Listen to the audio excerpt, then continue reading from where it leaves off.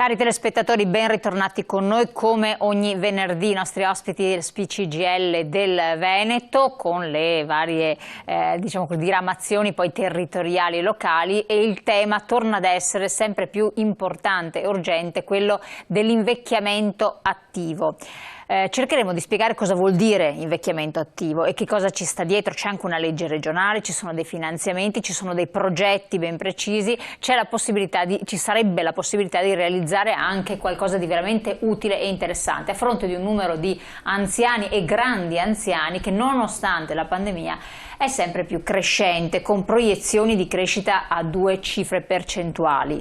Questa è una buona cosa senza dubbio, quindi si vive più a lungo. La cosa preoccupante è come si può vivere più a lungo, quali sono le assistenze che vengono garantite a livello regionale, territoriale e anche dallo Stato, l'assistenza medica, sanitaria, socio-assistenziale. Insomma, vediamo di capirlo insieme. Ben ritornate qui con noi, un po' di tempo che non ci vedevamo. Rosanna Bettella della segreteria regionale dello SPCGL, grazie di essere qui con noi.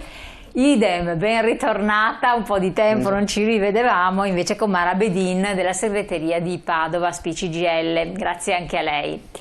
Allora, Rosanna Bettella, facciamo un po' il quadro, perché voi vi siete incontrati e procedete a livello unitario, che è una cosa fondamentale come sindacati, sì, proprio d'accordo, per quanto riguarda tanto la legge regionale, la 23 del 2017, ma anche per altri progetti che è importante portare avanti. Però, in premessa, spieghiamo ai nostri telespettatori, perché dopo ci dicono voi partite con delle cose che non sappiamo niente. Noi cerchiamo di essere sempre più chiari possibile.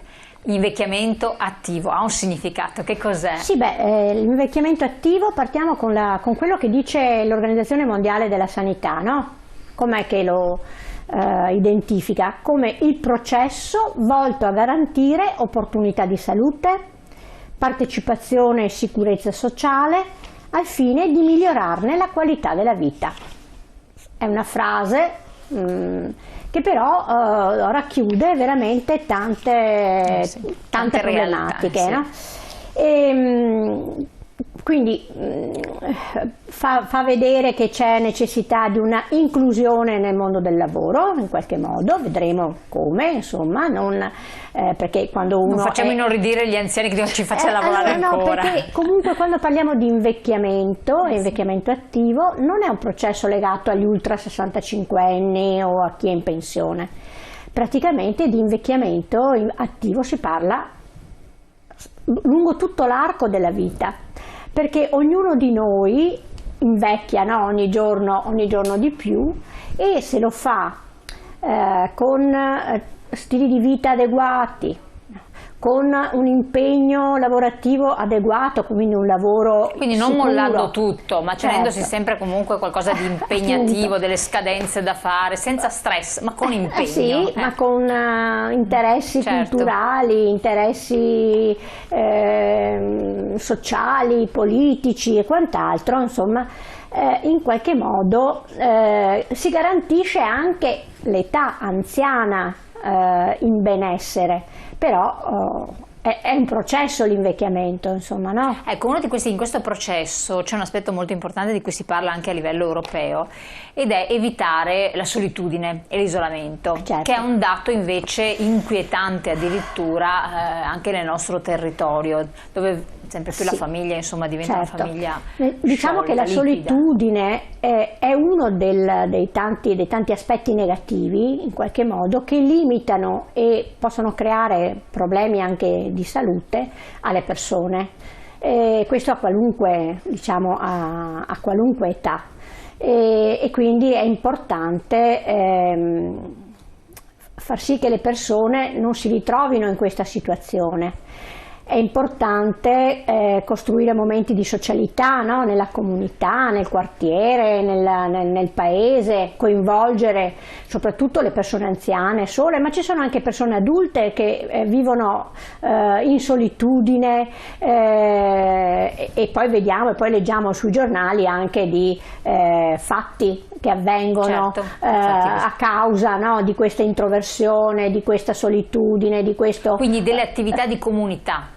Sì, infatti è importantissimo vivere la comunità, che non significa che stai sempre a correre a destra e a manca, no? Ad essere sempre insieme, Ma essere aperto, no? Aperto al mondo, aperto al territorio, aperto alle persone che ti stanno intorno, curioso, che sei curioso di quello che avviene, che ascolti, non so, anche i mass media, la televisione, ma che leggi anche qualche buon libro, che ti interessi di quello che avviene nel tuo paese, leggi i giornali, insomma. Quindi questi sono aspetti. Io adesso, per il modo che vi parleggio le tematiche, Marabedì, di questo nel territorio padovano, per fare un esempio, dove ce ne sono comunque di anziani, di grandi anziani, sì. si riesce a realizzare, perché finché tu, come giustamente diceva Arna Betera, sei anche attivo, ti muovi, esci di casa, hai una certa, sei un pseudo anziano, perché ormai dire anziano gli over 65 viene anche da ridere, perché vabbè, c'è da ridere, rispetto parlando, ma non sono anziani.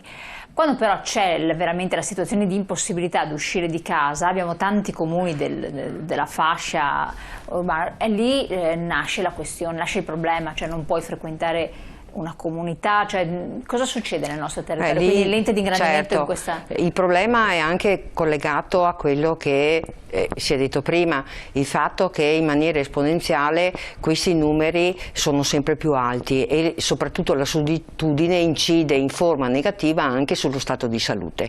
Quindi l'invecchiamento attivo per quell'attivo è quello di non immaginare di lavorare in continuazione, ma di creare, come è stato sottolineato, degli interessi, che non c'è una scala valoriale, ma sono interessi che quindi permettono uno stato di benessere fino all'età avanzata, perché c'è una contraddizione di fondo, il fatto che noi abbiamo in maniera esponenziale aumentato gli anni di vita, ma non parliamo di qualità della vita, quindi bisogna prestare molto attenzione. Diventa quasi inutile aumentare gli anni di vita. Perfetto, per cui io sotto l'aspetto sanitario sono in grado di come proiettare una persona anche malata in anni futuri, però la medicina non mi dice che qualità della vita queste persone in qualche modo conducono. Qual è il problema fondamentale di questo? Perché la solitudine è solitudine,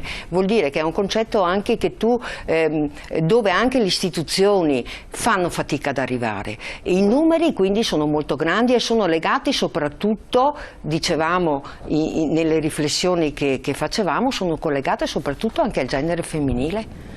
Tantissime donne rimangono sole per una serie di fattori e di elementi, perché rimangono vedove o perché si ritrovano da sole, perché il nucleo si è spostato. L'elemento fondamentale, tra l'altro, che riguarda le donne sole è che normalmente le donne sole hanno anche difficoltà economiche. Da un aspetto hanno aspetti socializzanti migliori rispetto ai maschi, però è un problema drammatico il fatto che moltissime donne abbiano delle pensioni estremamente basse e quindi questo non permette a loro in qualche modo, anche se sono in attività, di coinvolgersi in attività sociali. E qui secondo me entrano in gioco, no, secondo me, entrano in gioco in maniera fondamentale quindi le istituzioni territoriali, le associazioni, le reti sociali, che la rete, il comune, esatto, le associazioni del territorio, e soprattutto io direi anche oggi è indispensabile la rete del vicinato, di solidarietà, non di controllo, ma di solidarietà del vicinato. È sempre più indispensabile questo, perché non serve tantissimo, come diceva Rosanna prima, non è che necessariamente dobbiamo essere fuori sempre, ma avere questa solidarietà significa che c'è anche una responsabilità che ci possiamo assumere, che non è estremamente rilevante. Leggo questo messaggio: ho 79 anni e sono in pensione da 9 anni e vi dico che passo le mie giornate in attività di volontariato e sono felicissimo e consiglio a tutti i pensionati di occupare la giornata attivamente e non stare sulla poltrona, salute permettendo. Antonio da Mestre. Esempio emblematico. È proprio il quadro classico, no? Di come si dovrebbe invecchiare, diciamo, attivamente, e le organizzazioni di volontariato complimenti anche in questo hanno un ruolo molto molto importante per le persone anziane. Quindi cercare di fare anche questo finché si è attivi e ci si tiene attivi di più a lungo, perché poi è importante anche la testa lavori, no? Il fisico che si muova facendo attività anche motoria, la ginnastica dolce per anziani, insomma i vari comuni vengono organizzati, ma anche la testa deve sempre essere stimolata, no? Allora, a livello europeo, prima chiedo al regionale, poi sempre tutta si coniuga sul territoriale, ma potete anche palleggiarvi le tematiche tra di voi. A livello europeo, siccome è una questione che nasce appunto da dei diktat che vengono dall'Europa, sono più avanti di noi? Sì, sì, no, ma c'è tutta una legislazione che ci ha invitato ha invitato gli stati membri a legiferare sull'invecchiamento attivo. E diciamo che noi rispetto a questa direttiva europea non abbiamo ancora una legge nazionale sull'invecchiamento attivo, purtroppo, e neanche una legge quadro, però abbiamo tutta una serie di leggi regionali. E una delle prime è stata proprio quella del Veneto, che è stata fortemente voluta dalle organizzazioni sindacali dei pensionati, no? Da SPI, FNP e UILP, tanto che ci siamo seduti proprio a quel tavolo tecnico che formulava, che costruiva la legge, con una nostra rappresentante, allora era la nostra segretaria generale Rita Turati, quella che c'era allora, ma a nome di tutte e tre le organizzazioni, ed è venuta fuori secondo noi una legge di estremo valore, no? La preoccupazione sempre è quella che poi quello che abbiamo scritto anche assieme, veramente con una progettualità, una programmazione importante, poi non resti ferma, ma deve avere gambe. Il finanziamento c'è stato fin da subito, diciamo, anche con prima 800.000 euro e poi 1 milione di euro. Naturalmente questo è un finanziamento che la Regione cofinanzia progetti che comunque anche gli enti locali, le ULS, un po' tutta la comunità, insomma tutto il territorio devono mettere in campo, perché è un processo che coinvolge tutti.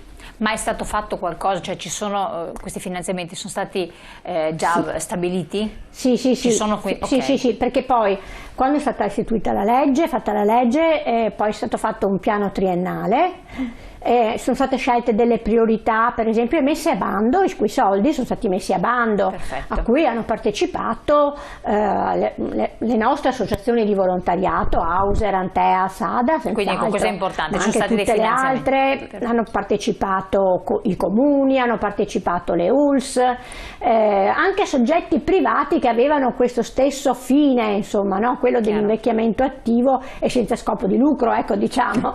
Per cui questo è stato fatto. Ti interrompo un attimo, abbiamo una pubblicità, per cui abbiamo stabilito un punto, i punti fondamentali ci sono, l'Europa ci dà dei diktat importanti, bisogna assolutamente provvedere, finanziamenti sono stati fatti, non a sufficienza naturalmente. Entriamo sempre più nel merito di questo, poi se voi volete partecipare, scriverci, pubblicità, pochi secondi.